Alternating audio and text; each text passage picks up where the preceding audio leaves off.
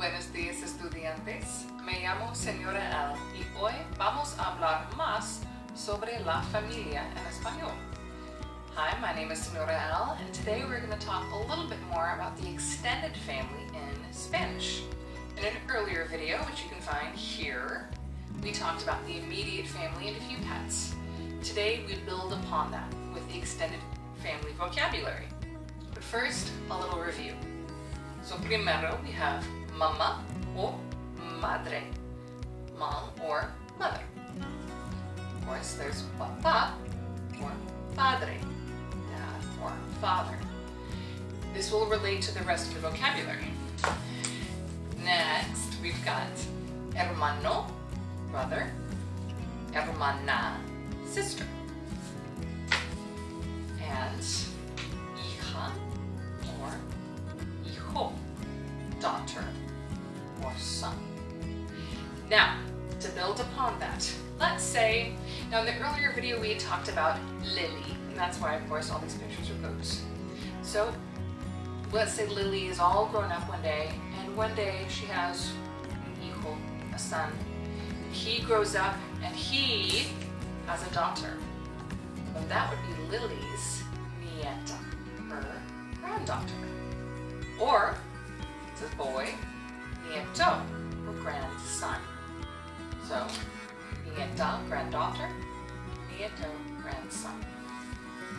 Alright, so let's say Lily has una hermana, a sister. And that hermana tiene una hija, a daughter. That would be Lily's sobrina, her niece.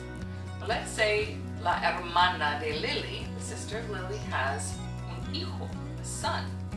That's going to be sobrino, her nephew. Alright, now we get into the step families. Step is by way of marriage, and Spanish does this a very interesting way.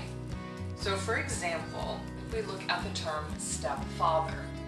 So stepfather is going to be Padrastro. Repite, Padrastro.